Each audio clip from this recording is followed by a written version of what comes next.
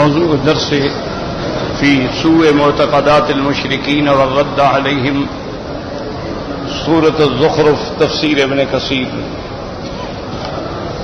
الحمد لله رب العالمين والصلاة والسلام على أشرف الأنبياء وسيد المرسلين سيدنا محمد وعلى آله وأصحابه أجمعين. اللهم صل على سيدنا محمد وعلى آل سيدنا محمد كما صليت على إبراهيم وعلى آل إبراهيم في العالمين إنك حميد مجيد. أعوذ بالله من الشيطان الرجيم. بسم الله الرحمن الرحيم.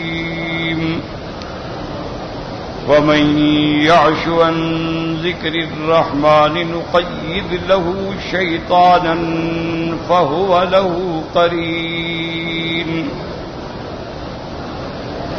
وإنهم ليصدونهم عن السبيل ويحسبون أنهم مهتدون حتى إذا جاءنا قال يا ليت بيني وبينك بعد المشرقين فبئس القرين.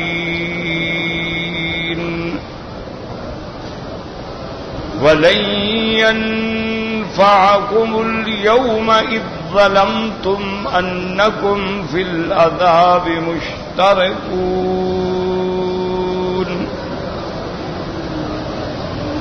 أفأنت تسمع الصم أو تهدي الأمي ومن كان في ضلال مبين. فإما نذهبن بك فإنا منهم منتقمون أو نرينك الذي وعدناهم فإنا عليهم مقتدرون. فاستمسك بالذي أوحي إليك إنك على صراط مستقيم. وإنه لذكر لك ولقومك وسوف تسألون.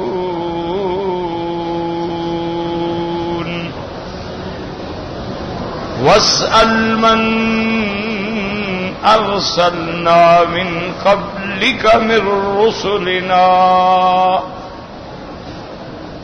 أجعلنا من دون الرحمن آلهة يعبدون. اللہ تبارک و تعالی نے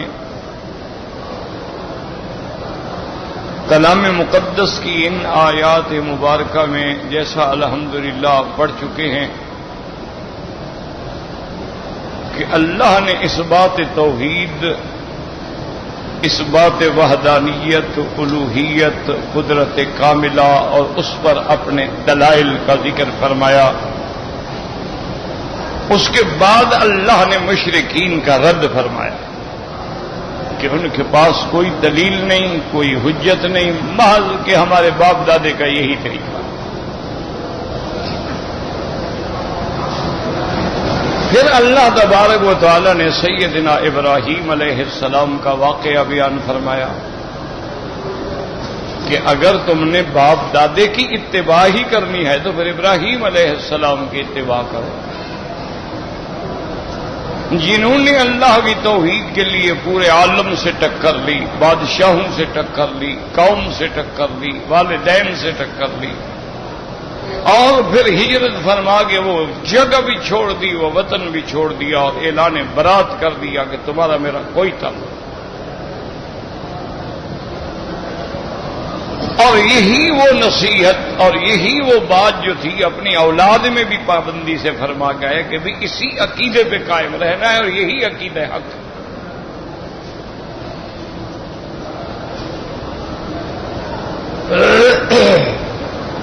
اب اللہ تبارک و تعالی نے آج کی آیات جو ہم نے تلاوت کی ہیں اس پہ ارشاد فرمایا ہے کہ ایک بات یاد رکھو کہ اللہ کا ایک نظام ہے کہ اللہ نے اس دنیا کو پیدا فرمایا اور یہ دار الامتحان ہے۔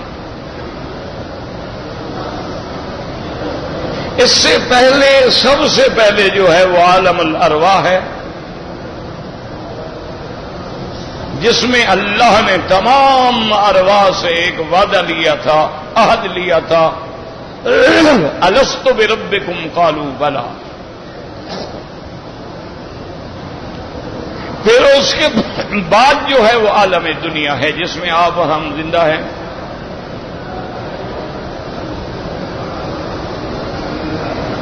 اسی طرح عالم دنیا کے بعد عالم برزخ ہے۔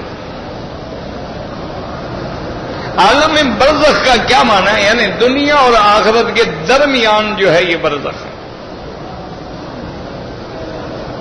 جیسے اللہ نے دو دریا ہوتے ہیں، میٹھا بھی اور کڑوا بھی، لیکن میٹھا اس میں نہیں ملتا اور کڑوا اس میں نہیں ملتا۔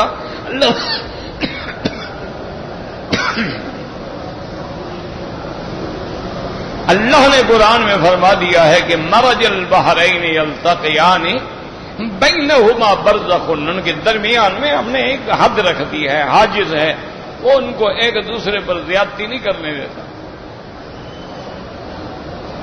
تو یہ عالم برزخ ہے۔ اب بندہ مر گیا، اب عالم برزخ۔ پھر جب انتہا ہوگی اور اللہ دوبارہ اٹھائیں گے تو وہ عالم آخرت ہے۔ تمام عالم جو ہیں، عالم ارواح کا ایک زمانہ تھا، ختم ہو گیا۔ عالم دنیا کا ایک دور ہے، ختم ہو جائے گا۔ عالم برزخ کا ایک دور ہے، وہ بھی ختم ہو جائے گا۔ اس کے بعد جو عالم ہے وہ ہمیشہ کے لیے ہے، پھر وہ کبھی ختم نہیں ہوگا، وہ ہے عالم آخرت۔ اللہ تبارک و تعالیٰ نے یہ یاد رکھے، اللہ اگر چاہتے ساری کائنات مسلمان ہوتی، اس کے لیے کیا مشکل؟ کوئی بندہ بھی دنیا میں کافر نہ ہوتا۔ اللہ اگر چاہتے تو ابلیس کو پیدا ہی نہ کرتے، یا پیدا کر دیا اس کو قوت ہی نہ دیتے فتنہ ڈالنے کی، مہلت ہی نہ دیتے۔ لیکن یہ اس کا نظام ہے، وہ بادشاہ ہیں، وہ بادشاہوں کے بادشاہ ہیں، وہ مالک الملک ہیں۔ پہلی بات تو یہ یاد رکھا کریں کہ ایک مالک ہو، جب اس کی چیز ملک ہو تو اس کی مرضی ہوتی ہے جو تصرف کرے۔ اب دیکھیں نا، مثلا چھوٹی سی بات ہے کہ یہ اینک ہے، میری ملک ہے، میری مرضی ہے میں کسی کو ہدیہ دے دوں، میری مرضی ہے میں بیچ دوں، میری مرضی ہے میں خود استعمال کروں، میرا ملک ہے، کسی کو کیا اعتراض ہے؟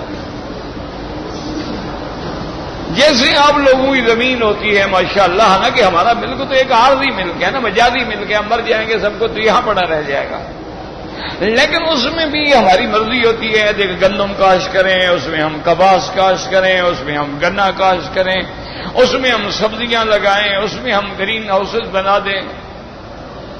بیٹھے تو بزرگ بیٹھے بس جگہ دے تو کیا کرے، بوڑھا آدمی ہے بیچارہ۔ لا حول ولا قوت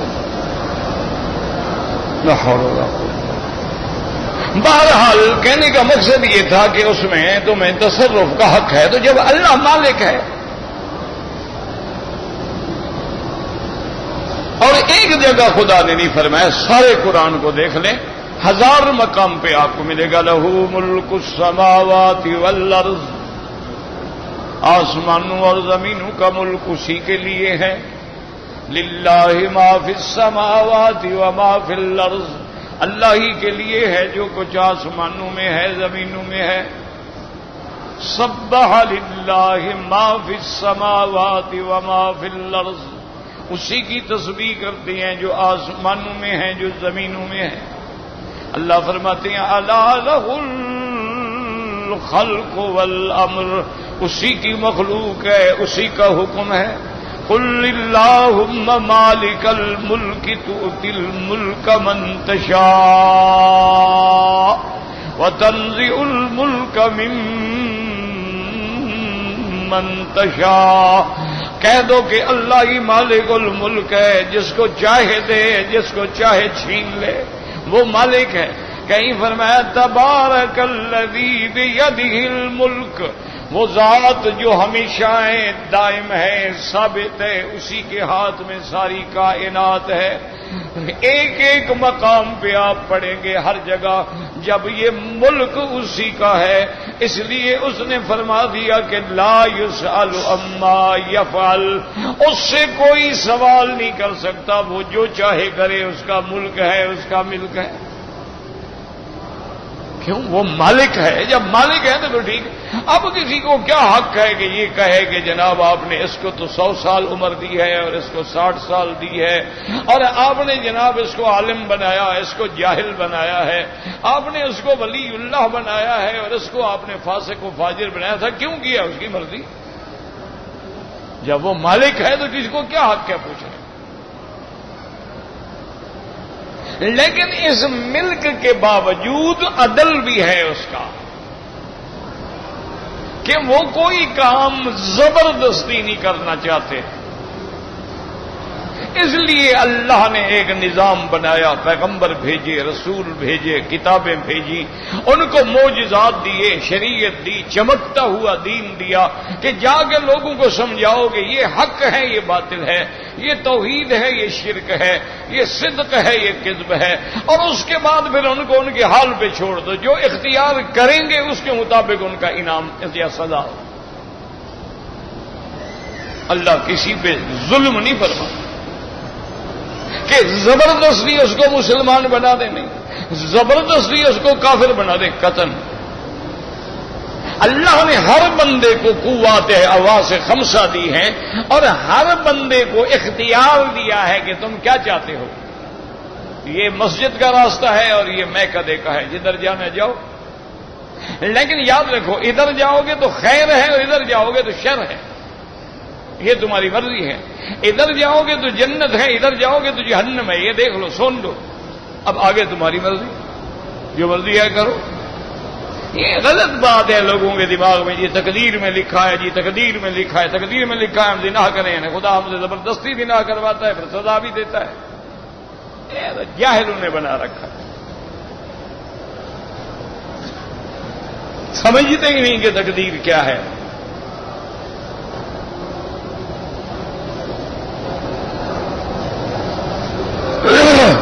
یاد رکھو کہ اللہ تبارک و تعالی ہمیشہ ایمان سے، ہدایت سے راضی ہوتے ہیں اور کفر سے یا گناہوں سے کبھی راضی نہیں ہوتے۔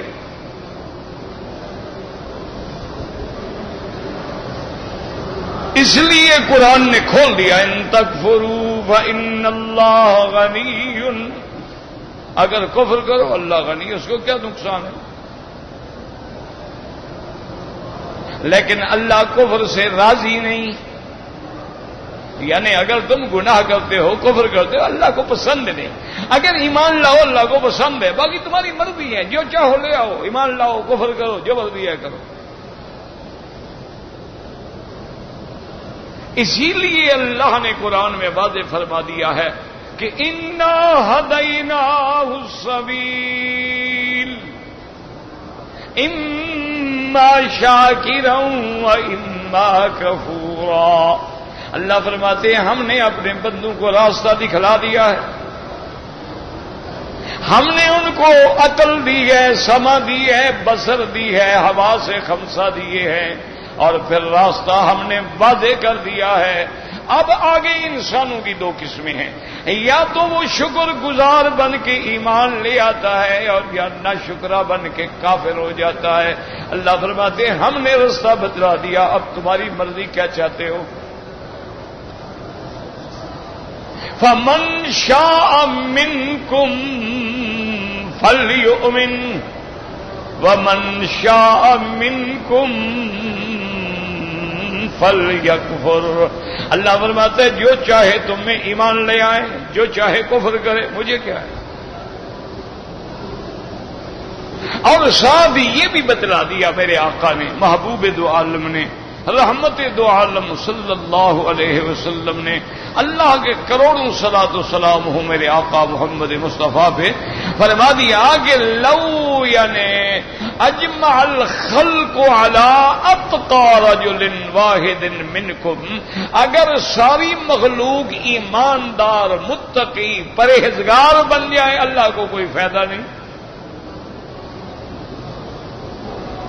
اگر ساری مخلوق کافر بن جائے، بدکردار بن جائے، اشرار بن جائے، اللہ کو کوئی نقصان نہیں، وہ تو غنی ہے، وہ تو سمد ہے۔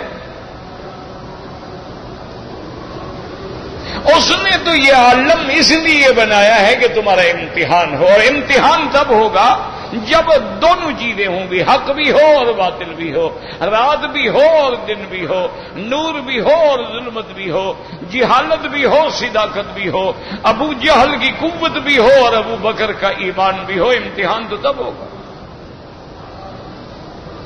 باقی بات ہوتی ہے وہ جی تقدیر میں لکھا ہوا تھا، تقدیر میں لکھا ہوا تھا، بات سمجھو، یہ معنی نہیں ہوتا کہ تقدیر میں اللہ نے زبردستی لکھا ہے کہ ہم سے چوری کروائیں گے۔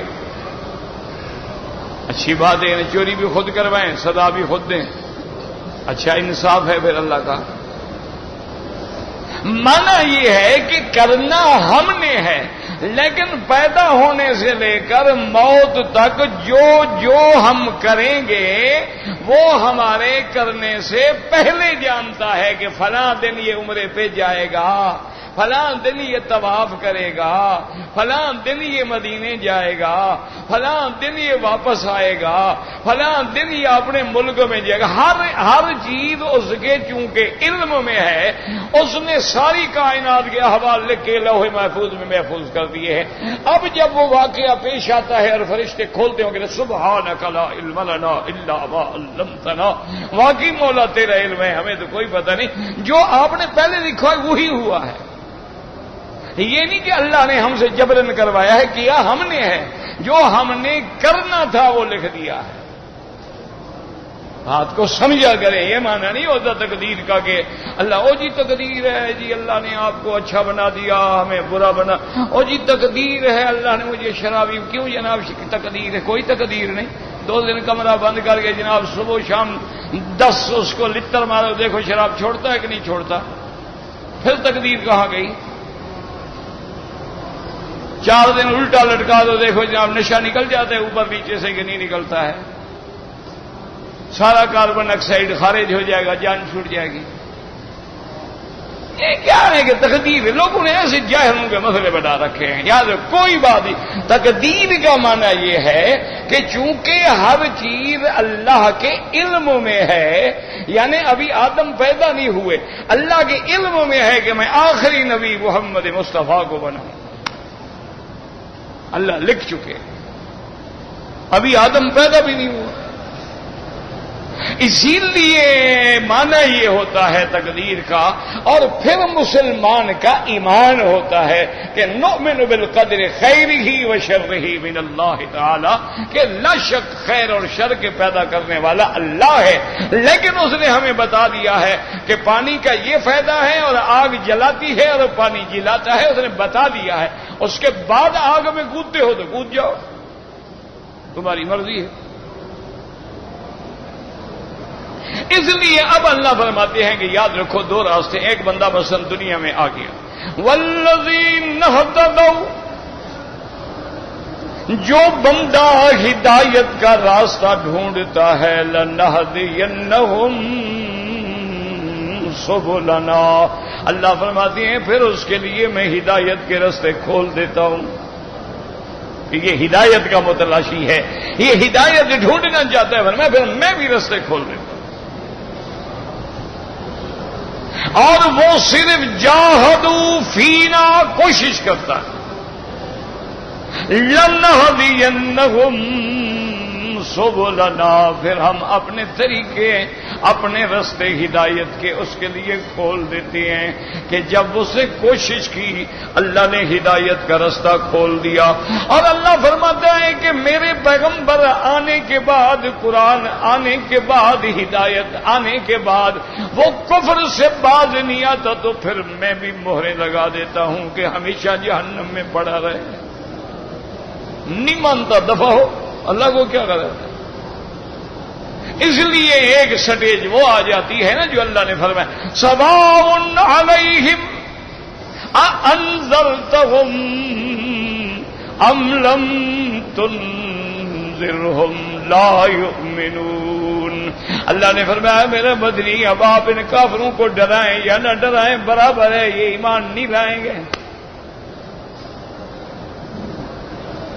اللہ اکبر۔ اسی لیے اللہ نے نوح علیہ السلام کو بھی باخبر کر دیا تھا کہ نوح علیہ السلام اب غم نہ کرو، لن یؤمن من قومک الا من قد آمن، اب تیری قوم میں کوئی ایمان نہیں لائے گا، جو ایمان لانا تھا لا چکے، اب کچھ نہیں ہوگا، اب ہلاکت ہے، اب عذاب کا وقت آ گیا ہے۔ اس لیے ہمیشہ یاد رکھیں کہ جب آدمی پر یعنی کوئی اچھائی، کوئی دعوت، قرآن، تقریر اثر ہی نہ کرے، جیسے آج ہمارا معاشرہ بنا ہوا ہے کہ آپ دیکھیں ہزاروں نہیں لاکھوں مدارس ہیں، لاکھوں علماء ہیں، لاکھوں رسالے ہیں، لاکھوں اخبار ہیں، لاکھوں تقریریں ہیں، لیکن قوم روز بروز بھٹکتی جا رہی۔ اللہ جانے کہیں ہماری وہی وقت تو نہیں آ گیا کہ مہریں لگ گئی ہیں۔ حق بات سمجھ نہیں آتی، یعنی ہر چیز بندہ دیکھ رہا ہے کہ بھی روز قتل ہو رہا ہے، خون بہ رہا ہے، خون مسلم سے ہولی کھیلی جا رہی ہے، علماء شہید کیے جا رہے ہیں، مدارس تباہ ہو رہے ہیں۔ کیا ہے آخر؟ غور تو کریں، کچھ سوچیں، کوئی اللہ کے دروازے پہ گر جائیں۔ کوئی نہیں، ہر آدمی اپنی شراب میں مست ہے۔ 5 اسٹار ہوٹلوں میں جیسے پہلے ڈانس ہوتے تھے اب بھی ہو رہے ہیں، جیسے پہلے جناب کلب ہوتے تھے اب بھی وہی کلب ہے، جیسے شام کو لوگ بیٹھ کے نعوذ باللہ اپنے شغل میلے اور ہلے گلے کرتے تھے وہی ہیں، جیسے عورتیں اڑیاں پھرتی تھیں وہی ہیں، گلے کھلے ہوئے ہیں، بازو کٹے ہوئے ہیں، آدھا سینہ ننگا ہے، غیر مردوں کے پیچھے موٹر سائیکلوں پہ بیٹھ کے تماشے کر رہی ہیں۔ یعنی پہلے مرد چھیڑتے تھے، اب بدبخت عورتیں چھیڑتی۔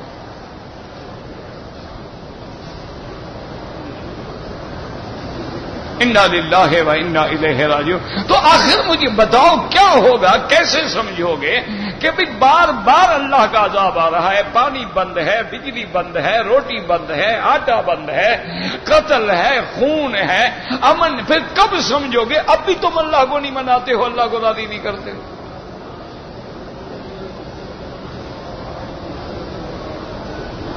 تو پھر ٹھیک ہے، بس تیار ہو جاؤ جناب، اللہ کو تو کوئی پرواہ نہیں ہے نا، وہ تو سارے مر جاؤ تو اس کو کیا ہوگا، سارے کافر ہو جاؤ اس کو کیا ہوگا، یستبدل قوما غیرکم، اللہ فرماتے ہیں ہم تمہارے بجائے ایک اور قوم پیدا کر دیں، ہمیں کیا دو، اللہ کو تو کوئی ضرورت نہیں۔ اس لیے ہمیشہ یاد رکھیں، اور اللہ نہ کرے میں بھول جاؤں، ہمارے بڑے دوست تھے قاری سعید الرحمان رحمت اللہ علیہ، راولپنڈی میں تھے، بڑے عالم تھے، جمعیت العلماء کی، اور مفتی قاری احمد الرحمان بنوری ٹاؤن والوں کے بھائی تھے، دونوں بھائی علماء بھی تھے، عالم بھی تھے ماشاءاللہ، اور قاری صاحب تو میرے خیال میں وزیر بھی رہے، ایم پی اے بھی رہے، ایم این اے بھی رہے، وہ فوت ہو گئے، دعا کریں اللہ ان کو جنت الفردوس نصیب فرمائے۔ اللہ ان کے درجات بلند فرمائے، اور جتنے مظلوم فوت ہو رہے ہیں اللہ ان کے درجات بلند فرما، اور اللہ اپنی رحمت فرما کے امتحان بند فرما، اور کوئی حل نہیں۔ ساری دنیا کا عقل لڑا لو، کچھ نہیں ہوگا جب تک اللہ راضی نہیں ہوگا۔ تم کفر کو راضی کرو اور کہو کہ امن ہو جائے، کبھی نہیں ہو سکتا۔ امن تب ہوگا جب امن دینے والا راضی ہوگا۔ دیکھو نا حرم ہے، کیسے امن کس نے دیا؟ یہاں تو لوگ بچوں کو کھا جاتے تھے، زندہ بچیوں کو دفن کر دیتے تھے، لڑکیاں اٹھا لیتے تھے، یعنی 2-2 4-4 ہزار حاجی کا قافلہ جاتا تھا مدینہ منورہ، تو آگے پیچھے پولیس ہوتی تھی کہ 8 آنے کے لیے بندوق گولی مار دیتے تھے۔ یہ سارا امن کیوں آیا؟ جب قرآن آیا امن آ گیا۔ جب اس ملک میں موجودہ بادشاہ کے والد نے ملک سنبھالا، ایک بات کی اس نے کہا دیکھو ہم اس ملک کو قرآن و سنت کے مطابق چلائیں گے، اور فقہ ائمہ اربع جو ہے اس کا ہماری بنیاد ہے، ہمارا کوئی 5واں مذہب نہیں ہے۔ وضاحت کر دی انہوں نے باقاعدگی سے، اور باقاعدہ قرآن کی سزا چور ہے، زانی ہے، مجرم ہے، قاتل ہے، قصاص ہے۔ الحمدللہ چند دنوں میں امن ہو گیا۔ یعنی آپ مکہ سے مدینہ جائیں، راستے میں جہاں مرضی آئے گاڑی کو نیچے کھڑے کر کے ریت پہ سو جائے۔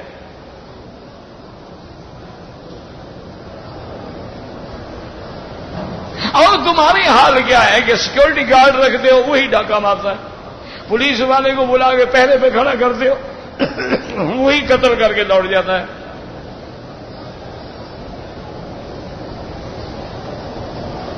اور پوری دنیا میں جو بڑے بڑے اپنے آپ کو ترقی یافتہ ملک کہتے ہیں نا، وہاں بھی جرائم کا یہ عالم ہے کہ مغرب کے بعد آپ کسی روڈ پہ جا نہیں سکتے۔ آپ گاڑی میں ہو نا تو آپ کو لاک کر کے بیٹھنا پڑتا ہے، ورنہ گاڑی کہیں اشارے پہ رکے گی نا تو کوئی لڑکی دروازہ کھول کے اندر بیٹھ جائے گی، یا کہے گی پیسے دو تو میں شور کرتی ہوں۔ اب مولوی صاحب کے ساتھ لڑکی بٹھا دو، مولوی کیا کرے؟ ہو جناب ہاتھ بھی باندھتا ہے مولوی صاحب، پیسے بھی دیتا ہے، خدا کے لیے بس مہربانی کرو اتر جاؤ ذرا۔ ایک سال میں 2-3 لاکھ کنواری مائیں ہوتی ہیں، 9 مہینے سے 9 سال سے 12 سال تک حاملہ ہو جاتی ہیں، جن کا خامند کوئی نہیں۔ ان کا بھی یہ حال ہے، یہ نہیں ہے کہ وہاں بڑے خوش ہیں، یہ صرف تمہیں دکھانے والے ہاتھی کے دانت ہیں، اندر برا حال ہے۔ ماں باپ جو ہیں اولڈ ہوم میں پڑے ہوئے ہیں، نہ باپ کو پتا ہے نہ بیٹے کو پتا ہے۔ بہت فرما بردار بیٹا ہو تو وہ کمپنی کو فون کر دیتا ہے کہ میرا باپ مر گیا ہے، فلاں اولڈ ہوم میں پڑا ہے، اس کو دفنا دو، پیمنٹ میں کر دوں گا۔ یہ بڑا فرما بردار بیٹا ہو۔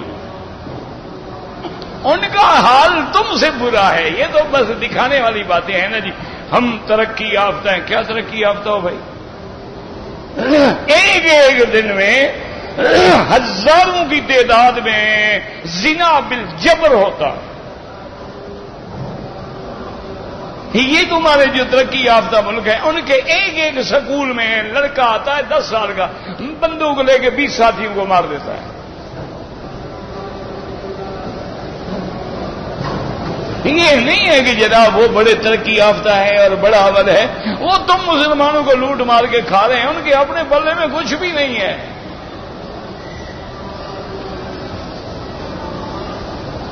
اگر آج تم مسلمان اسلام پہ آ جاؤ، آج تم یعنی اول سے آخر تک تمام اجتماعی طور پہ اللہ کے دروازے پہ گر جاؤ اور 2 رکعت پڑھ کے توبہ کرو، استغفار کرو اور معافی مانگو، دیکھو چند دنوں کے اندر انقلاب آ جائے گا۔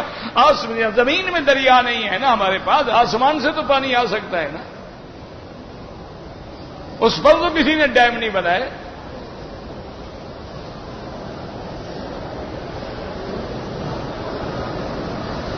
تو اس لیے لیے اللہ فرماتے ہیں کہ یاد رکھو میں نے جو دنیا بنائی ہے اس کے لیے دو باتیں ہیں. اگر تم ہدایت پہ چلو گے ہم ملہم فرشتہ ساتھ لگا دیتے ہیں، اگر تم گمراہی پہ چلتے ہو تو پھر شیطان مسلط کر دیتے ہیں. اچھا، ایک تو ہر بندے کے ساتھ ایک شیطان ہوتا ہے، ایک فرشتہ ہوتا ہے ہر بندے کے ساتھ. ملک جو ہے وہ ملہم ہے، اچھے باتوں کی دل میں بات ڈالتا ہے، بھئی یار درس میں بیٹھ جاؤ، قرآن سن لو، پھر نماز پڑھ لیں گے انشاءاللہ. اور یار کافی ٹائم ہے، نماز کے بعد ایک آدھا آرام سے طواف بھی کر لو، 2 رکعت بھی پڑھ لو، شاید رات نیند نہ کھلے ابھی 2 رکعت تہجد پڑھ لو، کیونکہ عشاء کے بعد جو بھی نماز پڑھو گے وہ تہجد ہے. سونا ضروری نہیں ہوتا، یہ تو دیہاتیوں نے خود مسئلہ گھڑا ہوا ہے کہ تہجد کے لیے پہلے سو جائے، اٹھے گا تو تہجد پڑھے. یہ تو جاہلوں کا مسئلہ ہے. عشاء کے بعد جو بھی پڑھو گے وہ تہجد ہے. تو اگر اسی طرح اللہ نے ایک شیطان بھی لگایا ہوا ہے، ارے یار بڑی گرمی ہے، ذرا باہر چلو، آرام سے چلتے ہیں، سیر کرتے ہیں، ذرا بیچ پہ جاتے ہیں، سمندر کے کنارے پہ جاتے ہیں، کچھ نظارے ہوں گے، کچھ لشکاریں ہوں گے، کچھ آنکھیں گرم کریں گے، کچھ جوانیاں دیکھیں گے، کسی کو چھیڑیں گے، کسی سے جوتے کھائیں گے، کسی کو ماریں گے، گپ شپ کریں گے، شام کو تازہ ہو کے گھر آ جائیں گے. تو شیطان بھی ساتھ لگا. اب جو آیت ہم پڑھ رہے ہیں یہ الگ شیطان ہے، وہ شیطان سے علاوہ ہے. اس لیے قرآن کہتا ہے وَمَن يَعْشُ عَن ذِكْرِ الرَّحْمَٰنِ نُقَيِّضْ لَهُ شَيْطَانًا فَهُوَ لَهُ قَرِينٌ.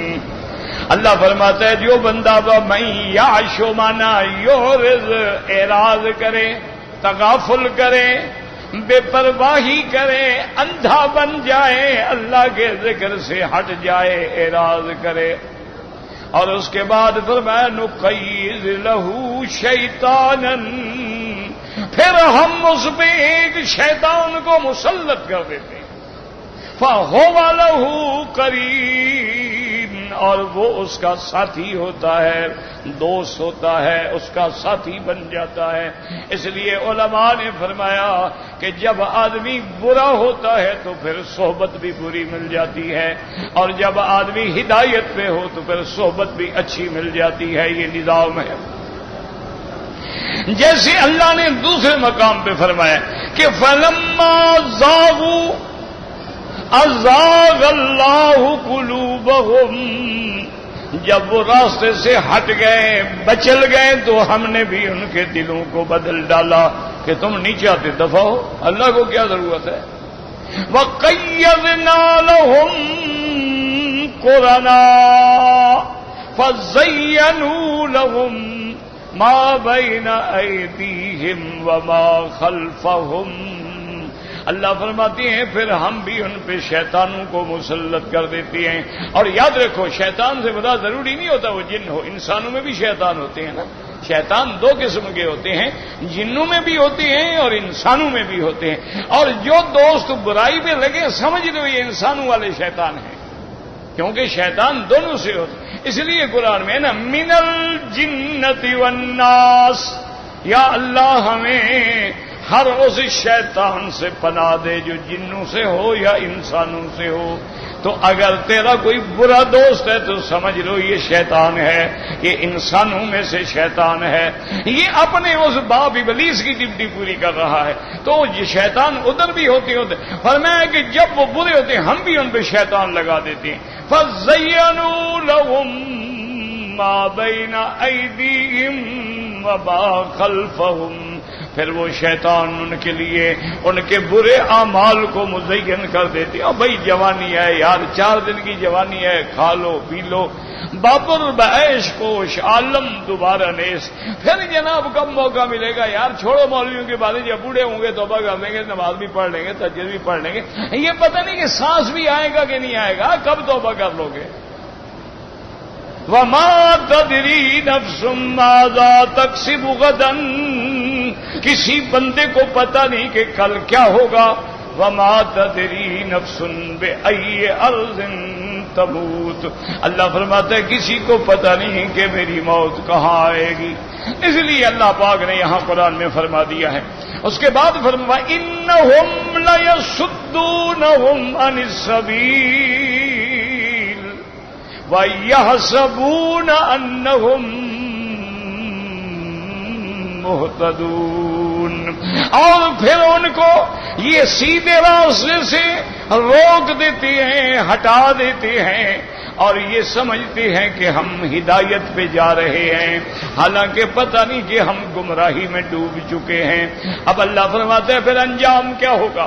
حتی اذا جانا, جب یہ دونوں قیامت والے دن پھر ہمارے سامنے پیش ہوں گے, قال یا لیت بینی و بینک بعد المشرقین فبئس القرین. اب وہ بندہ اس شیطان کو کہے گا یار کاش تمہارے اور میرے درمیان تو مشرق مغرب کی دوری ہوتی, کبھی میں تمہیں جانتا بھی نہ, ملتا بھی نہ. کتنے برے دوست ہو تمہارے, آج دونوں ہم جہنم میں پڑے. وَلَن يَنفَعَكُمُ الْيَوْمَ إِذ ظَلَمْتُمْ أَنَّكُمْ فِي الْعَذَابِ مُشْتَرِكُونَ. اللہ فرماتے ہیں آج تمہیں کوئی نفع نہیں ہوگا. کیا معنی ہے بات سمجھو. دیکھو نا دنیا میں اللہ نہ کرے کبھی کوئی بندہ قید ہوتا ہے, دو ساتھی اور بھی ہوں تو ذرا حوصلہ ہو جاتا ہے کہ یار چلو میں اکیلا تو نہیں نا, مل جل کے گزار لیں گے. لیکن قیامت میں اللہ فرماتے ہیں 2 بنو 10 بنو کوئی فائدہ نہیں, تم دونوں اپنے اپنے عذاب میں پڑے ہوئے, کیا نفع ہوگا, کیا حوصلہ ہوگا, وہاں تمہیں کوئی فائدہ نہیں ہوگا. یہ نہ سمجھنا کہ وہاں چلو شیطان ساتھی ہے کٹھے گزر جائے گی, کٹھے ہم گزار فرمایا نہیں. وَلَن يَنفَعَكُمُ الْيَوْمَ إِذ ظَلَمْتُمْ أَنَّكُمْ فِي الْعَذَابِ مُشْتَرِكُونَ. تم دونوں عذاب میں ہو. اب اللہ فرماتے ہیں میرا مدنی افانت تسمع الصم, کیا آپ بہروں کو سنانا چاہتے ہیں جو بدبخت نہیں سنتے؟ دفع کرو ان کو. کیا آپ بہروں کو سنائیں گے؟ افانت تسمع الصم او تهدی العمی ومن کان فی ضلال مبین. کیا آپ اندھے کو راستہ دکھانا چاہتے ہیں اور آپ اس کو بلانا چاہتے ہیں جو کھلی گمراہی میں پڑے؟ چھوڑ دو, دفع کرو ان کو. وَإِمَّا نَذْهَبَنَّ بِكَ فَإِنَّا مِنْهُمْ مُنْتَقِمُونَ. اگر میرا مدنی آپ چلے بھی گئے, آپ فوت بھی ہو گئے, ہم ان سے بدلہ لیں گے, ہم ان کو نہیں چھوڑیں گے, ہم ان سے بدلہ لیں گے ان کی. اَوْ نُرِيَنَّكَ الَّذِي وَعَدْنَاهُمْ فَإِنَّا عَلَيْهِمْ مُقْتَدِرُونَ. یا میرا مدنی ہم آپ کو بھی دکھائیں گے جو آپ سے ہم نے وعدہ کیا ہے کہ آپ کو کامیاب کریں گے, آپ کے دشمن ذلیل و خوار ہوں گے. ہمیں طاقت ہے, ہم قادر ہیں آپ کو بھی. فَاسْتَمْسِكْ بِالَّذِي أُوحِيَ إِلَيْكَ, بس آپ قرآن کو پکڑے رہیں. إِنَّكَ عَلَى صِرَاطٍ مستقیم. چونکہ آپ ہدایت پہ ہیں, بس آپ قرآن پہ چلتے رہیں. مانیں گے ان کا بھلا ہے, نہیں مانیں گے ان کے لیے جہنم ہے. آپ کے ذمہ ہے کہ آپ دین پہنچا دیں, آپ اللہ کی توحید سنا دیں. نہیں مانتے. فرمایا وَإِنَّهُ لَذِكْرٌ لَكَ وَلِقَوْمِكَ وَسَوْفَ تُسْأَلُونَ. اللہ نے فرمایا میرا محبوب یہ ہم نے جو قرآن اتارا ہے یہ تیری بھی شرف ہے, تیرے لیے بھی شان ہے, تیری قوم کے لیے بھی شان ہے. اور پوچھا جائے گا وَاسْأَلْ مَنْ أَرْسَلْنَا مِنْ قَبْلِكَ مِنْ رُسُلِنَا أَجَعَلْنَا مِنْ دُونِ الرَّحْمَنِ آلِهَةً يُعْبَدُونَ. اللہ نے فرمایا وَاسْأَلْ, میرے مدنی آپ پوچھیں جو آپ سے پہلے رسول گزرے ہیں, کیا ہم نے ان کو یہی کہا تھا کہ اللہ کو چھوڑ کے غیروں کی عبادت سکھائے؟ لیکن یاد رکھو حضور کیسے پوچھیں, پیغمبر تو گزر گئے. وَاسْأَلْ مَنْ أَرْسَلْنَا مِنْ قَبْلِكَ مِنْ رُسُلِنَا. بعض علماء نے فرمایا مطلب یہ ہے کہ جب ہم معراج کی رات آپ کو اکٹھا کریں گے تو آپ پوچھ لیں. سارے انبیاء پہلے والے بھی تو آپ کو ملے گا. اور بعد علماء نے فرمایا کہ نہیں، ضروری نہیں ہوتا کہ انبیاء سے پوچھو. انبیاء کی کتابیں موجود ہیں، تورات موجود ہے، انجیل موجود ہے، زبور موجود ہے، اس کے ماننے والے موجود ہیں. ان کو کہو لے آئیں کتاب، ان میں یہی لکھا ہے کہ اللہ نے ہمیشہ توحید کے لیے بھیجا ہے پیغمبروں کو، دین کے لیے بھیجا ہے پیغمبروں کو. تو آپ اپنے دین کی تبلیغ کریں، دعوت دیں، بیان کریں، حق پہنچائیں. نہیں مانتے آپ ان کو چھوڑ دیں. ہم چاہیں تو دنیا میں بھی بدلہ لیں گے، ورنہ آخرت میں ان کے لیے جو عذاب ہے وہ تو ہے ہی ہے، وہ دائمی ہے. اللہم اجرنا من النار، اللہم انا نسألک رضاک والجنۃ ونعوذ بک من سخطک والنار.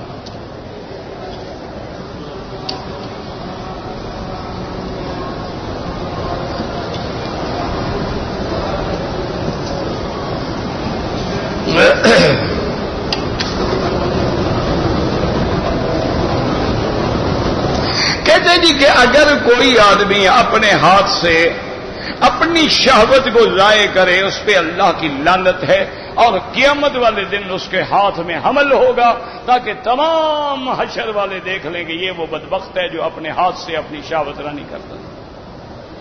اللہ کا ایک نظام ہے، ایک حکم ہے، یہ تھوڑا ہے کہ تم اپنے عقل لڑاؤ. اللہ نے شہوت کو زائل کرنے کے لیے شادی کا حکم دیا، شادی کر لو. اگر غریب ہو روزے رکھو.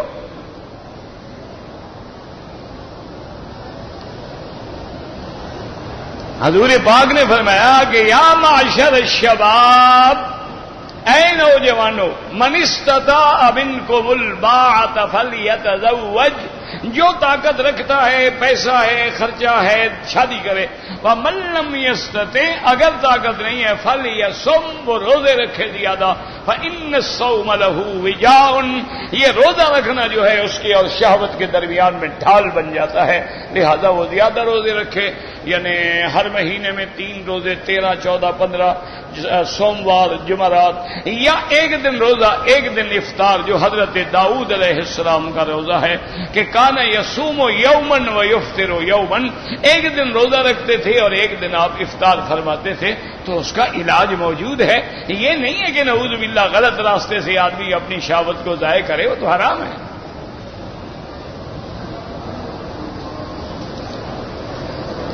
علیہ آیت دنیا نے ان کے پاس ایسے کرسیاں ہوں گی جس میں ٹیک لگا کے بیٹھے ہوں گے اور وہ سونے کی.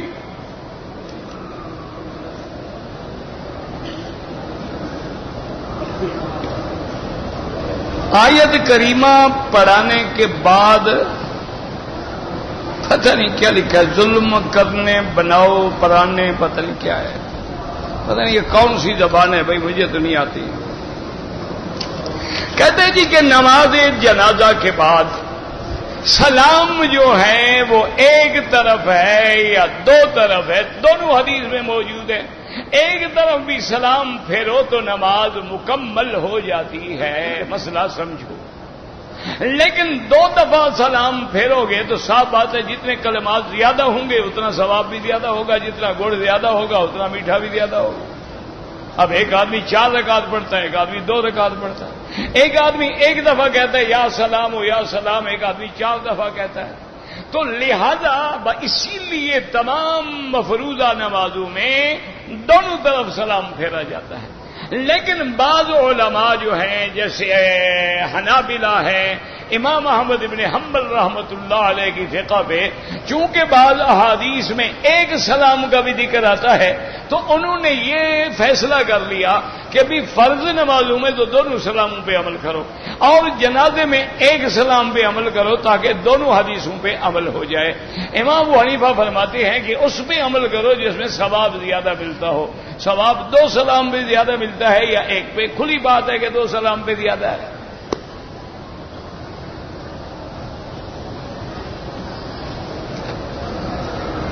اگر کوئی آدمی ایک وقت میں 3 طلاق دے دے، بہرحال میرا بھائی احناف کے نزدیک تو کوئی راستہ نہیں ہے، وہ 3 طلاقیں ہی شمار ہوں گی.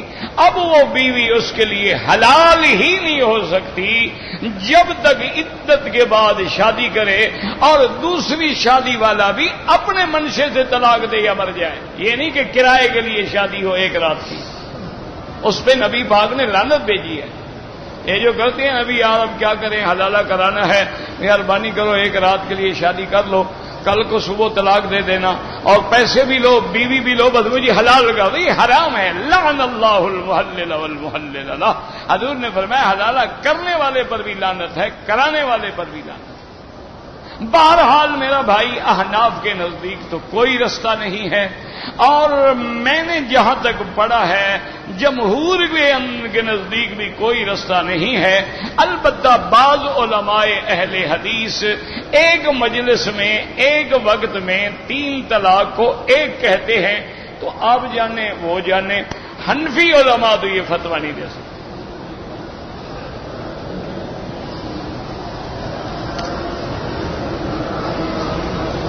اگر کوئی آدمی حرم شریف سے قرآن اٹھا کے اپنے ملک لے جائے, بالکل ناجائز ہے. یہ وقف حرم میں ہے, حد حرم میں تو لے جاؤ, ہوٹل میں ہو پڑھتے رہو, جب جاؤ رکھ کے چلے جانا.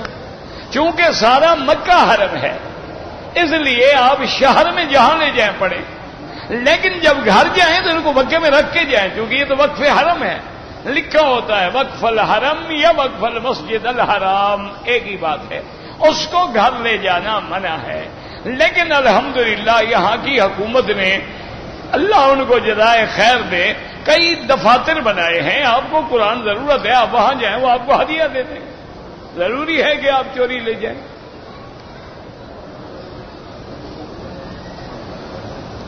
کہتے تھے کہ حرم شریف سے قرآن اٹھا کے لوگ بیچ دیتے, ان کے بس میں ہو کعبہ بیچ دیں. یہ کیا ہے جی, مسلمان بڑا ترقی کر گیا ہے ماشاءاللہ. مسلمان کمیشن میں اس کے ایجنٹی میں اتنا آگے بڑھ گیا ہے ماشاءاللہ. دیکھو جی, حج کو بیچتے ہیں, لوگوں کی عورتوں کو دوسرے کے ساتھ بہن بنا کے, ماں بنا کے, محرم بنا کے بھیج دیتے ہیں. دوسرے لوگوں کو نشے کے پیکٹ دے کے عذاب میں جہنم میں ڈال دیتے ہیں. جب یہ کر سکتے ہیں تو ان کے لیے کعبہ بیچنا کون سی بڑی بات ہے. یہ تو تمہارے پاس تو پتہ نہیں کوئی ایسی ایسی بلائیں پڑی ہوئی ہیں. بندے بیچ دیں, بچے بیچ دیں, لڑکیاں بیچ دیں. انا للہ و انا الیہ راجعون. اصل وجہ کیا ہے نا, اصل وجہ یہ ہے کہ اسلام کی سزا نہیں. میں آپ کو اللہ کے کعبے میں قرآن میرے سامنے رکھا ہے. ہم مولویوں کی تو بات کوئی سنتا نہیں. تم میں کوئی ہو سدا سکتا ہو, کسی ایک صوبے کے ایک شہر میں مہربانی کر کے اسلام نافذ کر دو. کہو کہ کیسے پھر جرم ہوتا ہے کہ جرم بند ہوتا ہے. چلو سارے ملک میں تمہیں لڑتا ہے قرآن, صرف ایک صوبے کے ایک شہر میں اللہ کا قرآن نافذ کر دو. یہ نہیں کہ قرآن کی سزائیں جب ہوتی ہیں اس سزا ہونے کی وجہ سے اللہ کی رحمت آتی ہے. حدیث میں آتا ہے کہ اگر کسی جگہ حدود اللہ کا نفاذ کیا جائے تو وہاں 40 دن تک اللہ کی رحمت برستی ہے. اسی لیے ایک آدمی کو سزا ملی زنا کی, ایک عورت کو ماری گئی. اسی طرح ایک آدمی تھا حضور کے زمانے میں تھا, تو ایک صحابی کے منہ سے اتفاق سے نکل گئی بات. اس نے کہا کہ یار کیا بری موت ہے. ٹھیک ہے, ویسے بظاہر تو بڑی بری موت ہے نا, پتھر مار مار کے کسی کو مار دیا جائے. اس نے کہا یار کیا بری موت ہے کہ پتھر مار مار مار کے مار دی. حضور نے فرمایا من کا لہذا, کون ہے جس نے یہ کہا ہے. انہوں نے کہا حضور میں نے کہا ہے. حضور نے فرمایا اس بندے کو جس کو سزا ہوئی ہے اس کی توبہ جو ہے اللہ نے ایسے قبول کی ہے کہ اگر سارے مدینے والوں پہ میں تقسیم کر دوں تو سب کو جنت میں لے جائے. تو جب حدود اللہ نافذ ہوتی ہے تو اللہ کی رحمت برستی ہے, اور جب تم انگریزی قانون نافذ کرتے ہو اللہ کا عذاب برستا ہے. کلمہ نبی کا پڑھتے ہو قانون لارڈ مکالے کا ہے. کلمہ محمد مصطفیٰ کا پڑھتے ہو نصاب انگریز کا ہے. کلمہ محمد مصطفیٰ کا پڑھتے ہو اور جناب اس کے بعد لباس انگریز کا ہے. کلمہ محمد مصطفیٰ کا پڑھتے میرا محبوب کملی والا, معراج والا, رجبی والا, اور داڑھی مڈا کے انگریزی شکل بناتے ہو. کہاں کہ اللہ کے نبی سے اور خدا سے بھی دھوکہ کرتے ہو. یخادعون اللہ وہو خادعہم. اللہ فرماتے خبردار تم ہمیں نہیں دھوکہ دے رہے ہو, اپنے آپ کو دھوکہ دے رہے ہو. یعنی آدمی کہتا ہے جناب سبحان اللہ کملی والے نے بلا لیا ہے جی، اور صحیح مدینے پاک سے بلاوا آ گیا جناب، اس لیے داڑھی مڈا کے منہ کالا کر کے جا رہا ہوں کہ آپ کا بلاوا آیا ہے تو میں اتنا بڑا بے حیا ہوں، مجھے تیرے روزے کا بھی حیا نہیں، شرم نہیں، نہ مجھے اللہ کے کعبے کا شرم ہے، تازہ کلین شیو ہو کے تیرے سامنے کھڑا ہوں گا۔ خدا کا خوف کرو، اللہ سے ڈرو۔ اور یار فلم میں بھی لوگ چند دن ڈرامہ کر لیتے ہیں، تم چند دن ہی حیا کر لو مکے مدینے کا۔ لیکن نہیں، جو جھوٹ بولتا ہے جھوٹ بولتا ہے، جو داڑھی مڈاتا ہے داڑھی مڈاتا ہے، بال انگریزی ہیں، سر سے کپڑے اترے ہوئے ہیں، اور جی نماز تو بغیر کپڑے کے ہو جاتی ہے۔ ہاں جی بالکل ہو جاتی ہے، کون نہیں کہتا نہیں ہوتی ہے۔ یہ بھی ہو جاتا ہے کہ انگریزی طرز کے بال رکھ کے کپڑے ہمیشہ کے لیے گھر ڈال دو۔ حضور پاک بازار میں بغیر سر رنگے پھرتے تھے، ساری زندگی میرے مدنی پاک نے آمنہ کے لال نے سر سے کپڑا اتار کے نماز پڑھائی ہے۔ کمال ہے، ان کو آج مسئلہ سمجھ آیا 1400 سال کے بعد۔ ایک ہے نماز جائز ہونا، ہم بھی کہتے ہیں جائز ہے، قمیض بھی نہ ہو تو جائز ہے، احرام میں 2 چادریں ہوتی ہیں نماز نہیں پڑھتے، لیکن یہ تو کہیں نہیں کہ کپڑے ہوں لیکن پھر بھی سر خذوا زینتکم عند کل مسجد، اللہ کے قرآن میں ہے کہ نماز کے لیے آؤ تیار ہو کے آؤ۔ لیکن نہیں، یہ مولوی چیختے رہیں، پیٹتے رہیں، مرتے رہیں، جو ان کو ضد ہے اس ضد پہ یہ قائم ہے۔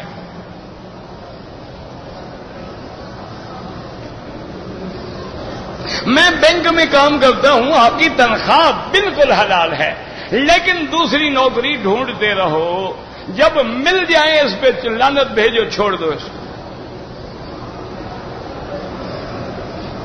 خواب کیا ہوتا ہے اللہ کو پتا جی، آپ خواب ہم نے دیکھے جو رات کو سوتے میں نظر آئے وہ خواب ہے۔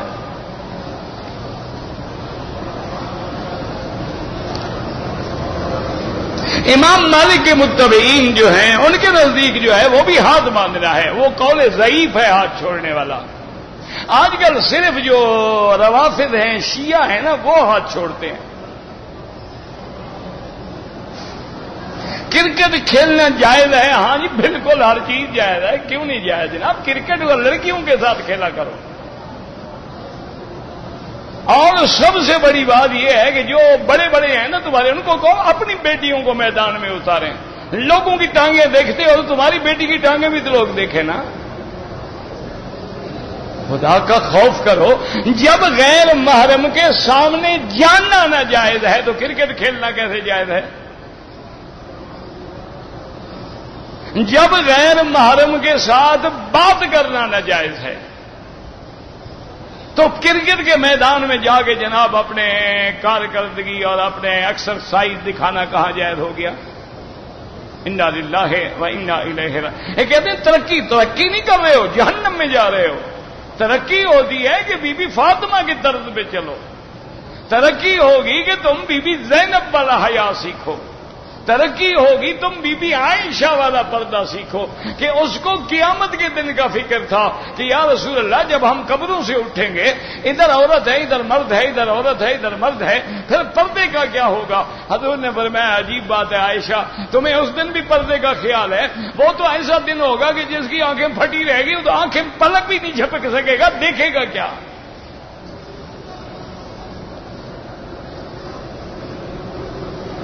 کہتے جی کہ طواف کے دوران میں ہم اپنی زبان میں دعا کریں، بالکل کریں، اللہ سب زبانیں جان دیں، جو مرضی ہے کریں، لیکن افضل یہ ہے سبحان اللہ والحمد للہ لا الہ الا اللہ اللہ اکبر لا حول ولا قوت الا باللہ العلی العظیم، اور رکن یمانی اور حجر اسود کے درمیان ربنا آتنا فی الدنیا حسنۃ، یہ افضل ہے۔ ویسے درود شریف پڑھو، کلمہ شریف پڑھو، اور جو تمہیں یاد آئے وہ پڑھو۔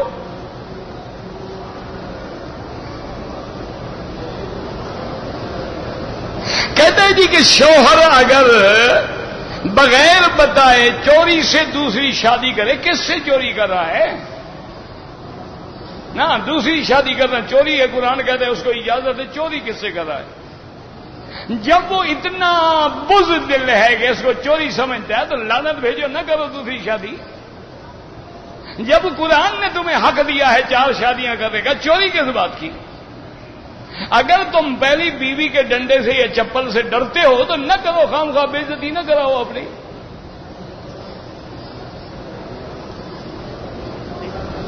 کہتے ہیں جی کہ طلباء کے لیے باہر سے زکوٰۃ، خیرات، صدقات کے پیسے آتے ہیں، دینے والے کہتے ہیں کہ طلباء میں تقسیم کریں، تو اگر وہ طلباء سب سے زیادہ مستحق ہیں کہ وہ اس دور میں جب دولت والوں کے بیٹے کافروں کے کالجوں میں پڑھ رہے ہیں، وہ آج بھی محمد مدنی کی حدیث قال قال رسول اللہ پڑھ رہے ہیں، تو ان سے زیادہ مستحق کون ہوگا؟ تیرے بیٹے تو ماشاءاللہ جناب آکسفورڈ میں پڑھیں گے، ہارورڈ میں پڑھیں گے، اور یہاں نقلی اصلی کافر بن کے لوٹیں گے، اور وہ آج بھی اس دور میں بھی اکبر نام لیتا ہے خدا کا، اس زمانے میں آج بھی وہ مسجدوں میں بیٹھے ہیں بیچارے، قرآن پڑھ رہے ہیں، قال قال رسول اللہ صلی اللہ علیہ وسلم حدیث پڑھ رہے ہیں، ان سے زیادہ مستحق کون ہوگا؟ یہ تو اللہ کے اور نبی کے مہمان ہیں، حدیث میں آتے ہیں ان کے پاؤں کے نیچے تو اللہ کے فرشتے پر بچھاتے ہیں۔ تم پیسوں کے لیے سب سے زیادہ یہ حقدار ہیں، تمہارے صدقات کے بھی، زکوٰۃ کے بھی، نفقات بھی، قربانیوں کے بھی۔ ہاں استاد کو بتا دیا جائے کہ یہ زکوٰۃ کا پیسہ ہے، کیوں بعض طالب العلم امیر بھی ہوتے ہیں، بڑے بھی ہوتے ہیں، دولت والے بھی ہوتے ہیں، تاکہ وہ ان پہ خرچ نہ کریں۔ ربنا تقبل منا انك انت السميع العليم وتب علينا انك انت التواب الرحيم۔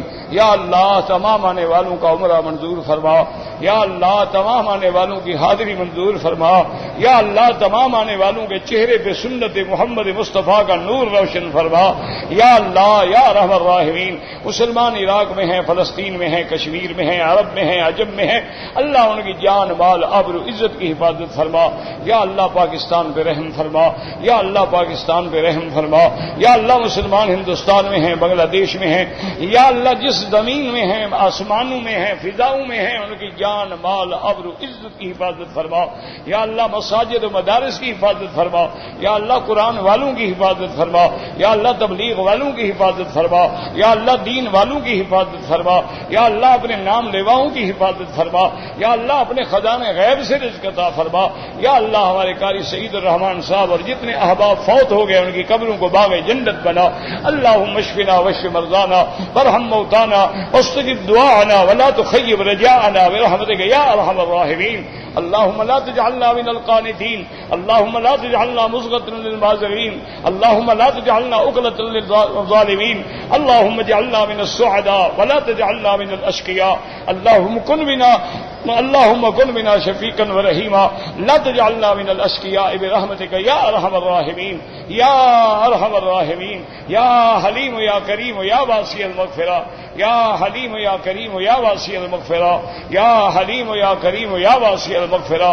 یا اللہ ہم اپنے گناہوں کا اقرار کرتے ہیں، ہمیں معافی عطا فرما، یا اللہ ہم اپنے گناہوں کا اقرار کرتے ہیں، ہمیں معافی عطا فرما، یا اللہ ہماری بگڑی بنا دے، یا اللہ ہماری اولادوں پہ نسلوں پہ رحم فرما دے، یا اللہ ہدایت کے فیصلے فرما دے، یا اللہ گمراہی سے بچا دے، یا اللہ بے حیائی سے بچا دے، یا اللہ بیماروں کو شفا عطا فرما، یا اللہ بے دینوں کو دین عطا فرما، بے اولادوں کو اولاد عطا فرما، بے روزگاروں کو روزگار عطا فرما، قرض داروں کے قرض عطا فرما، یا اللہ جن کے گھروں میں بچیاں ہیں ان کے رشتے آسان فرما، یا اللہ ہمیں مانگنا بھی نہیں آتا بغیر مانگے عطا فرما، پورے عالم میں ہدایت کی ہوائیں چلا دے، یا اللہ پورے عالم میں ہدایت کی فضائیں بنا دے، یا اللہ پورے عالم میں حضور کی امت میں جوڑ پیدا فرما دے، یا اللہ حضور کی امت میں اتحاد اور پیار اور اتفاق پیدا فرما دے۔